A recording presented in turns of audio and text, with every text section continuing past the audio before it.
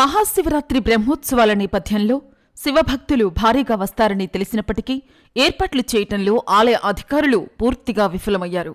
ప్రభుత్వ పర్యవేక్షణ లేకపోవడం కూడా ఇక్కడ స్పష్టంగా కనిపించింది. తెల్లవారుజామున 5 గంటల నుంచి క్యూలైన్లలో వేచి ఉన్నప్పటికీ స్పర్శ దర్శనం కల్పించకపోవడంపై శివస్వాములు తీవ్ర ఆగ్రహం వ్యక్తం చేశారు. అధికారుల తీరుకు నిరసనగా కృష్ణదేవరాయ క్యూలైన్ల గేట్లను విరగ్గొట్టి ప్రహరీ గోడలు ఎక్కి భక్తులు లోపలికి చొచ్చుకెళ్లారు. కనీసం తాగునీరు, అల్పాహారం వంటి కనీస సౌకర్యాలు కూడా కల్పించలేదని భక్తులు ఆవేదన వ్యక్తం చేశారు. ఆలయ ఈవో, చైర్మన్ డౌన్ డౌన్ అంటూ నినాదాలు చేస్తూ తమ నిరసనను వ్యక్తం చేశారు. బ్రహ్మోత్సవాల రద్దీని అంచనా వేయడంలో యంత్రాంగం విఫలమైందంటూ విమర్శలు వెల్లువెత్తుతున్నాయి. క్యూలైన్లలో భక్తుల రద్దీ విపరీతంగా ఉండడంతో ఉత్సవమూర్తులను రాజగోపురం వెలుపల ఊరేగించని అధికారులు.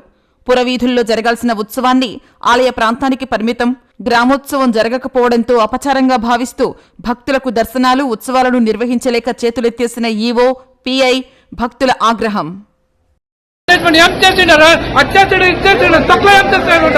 పిల్లలకు బాగాలేదేం లేదు, పక్కన నుంచి వెయిట్ చేస్తూనే ఉంటారు.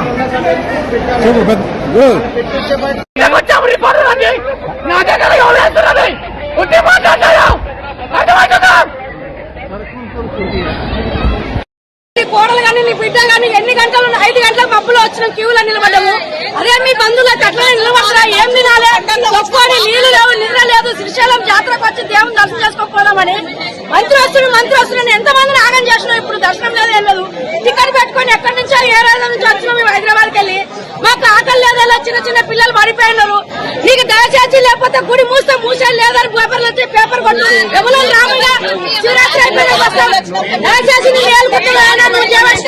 ఒక్క గుళ్ళ కూడా అడుగు పెట్టేస్తున్నారు. ఇక్కడ ఉన్న పోలీసు వాళ్ళు తుక్క కొట్టి మమ్మల్ని చంపేస్తున్నారు.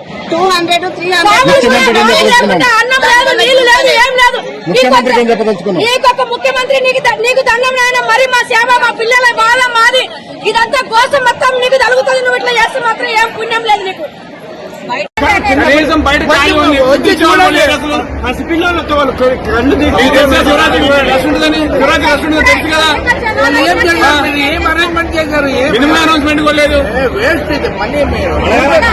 అట్లా కాదు, వచ్చి 2 గంటల లైన్లో ఉంటున్నారు. వాటర్ కూడా పెట్టలేకపోతే షుగర్ పేషెంట్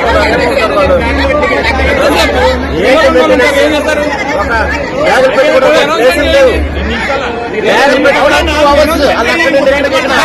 ఆ బ్యాగ్ లాస్ట్ బయట పడిసి వచ్చాం. అసలు